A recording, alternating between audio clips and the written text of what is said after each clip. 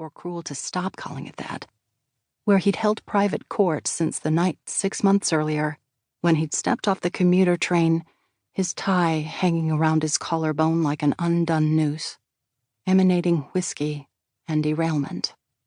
After he slept off his hangover, he launched into mania, updating his resume, creating a LinkedIn account, calling headhunters, and feeling out former work contacts and old buddies. There were a few phone interviews, but most applications went unanswered. The middle-aged were considered too expensive, set in their ways, and temporary.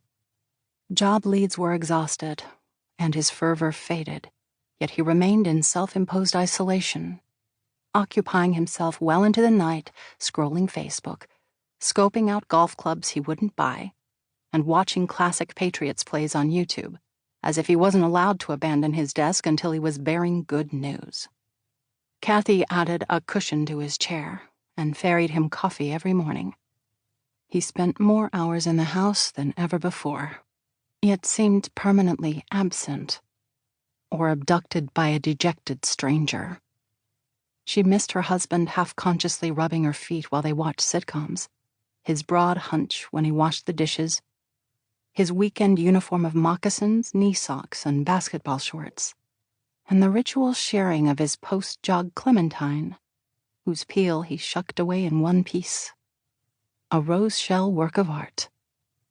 She paused outside the office door to give Neil time to close his solitaire window, thus protecting the illusion of his perpetual state of work, but also so that she could gather courage.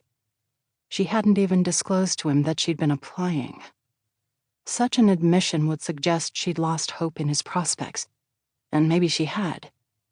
Or maybe they were just that desperate. Neil had been the one to insist on their 4-bedroom colonial with wide-planked floors, a butler's pantry, transoms over the doorways, and cast-iron radiators in Lexington, Massachusetts, a town of white spire churches, shaped topiary trees, overflowing window boxes, black lantern streetlights, and art galleries, as well as historic renown. It was where the shot had been heard round the world, with graveyards dating back to the 1690s, and a reenactment of the First Battle of the Revolutionary War each Patriots' Day. Neil had been raised closer to Boston, and though he was thankful for what his father, a bus driver, had provided, he envisioned a more sophisticated life for his children. He put aside any personal ambitions to pursue the dream life of owning a charming home in an upscale suburb. A good school system was worth paying for, and their house was a utility they'd use every day, he'd promised. He'd set them on that high ledge, where they'd teetered for 25 years, Neil putting in long hours and Kathy budgeting their finances. They drove sensible cars, skipped vacations, and lived well below the means of their neighbors, saving any extra income for home repairs and the kids' tuitions. With 7 years left on their mortgage and property taxes hovering over 20 grand, Neil's layoff had finally toppled them. They were nosediving, and without health insurance. But Kathy was about to restore equilibrium. Neil palmed the mouse and faced the screen. 3 frames hung on the wall over the computer.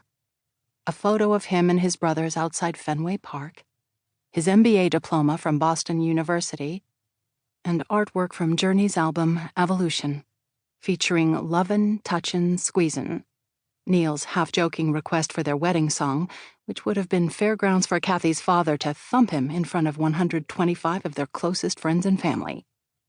It was mid-afternoon, but a half-drunk Stella sweated on the bare varnish, askew from the coaster she'd placed at his elbow.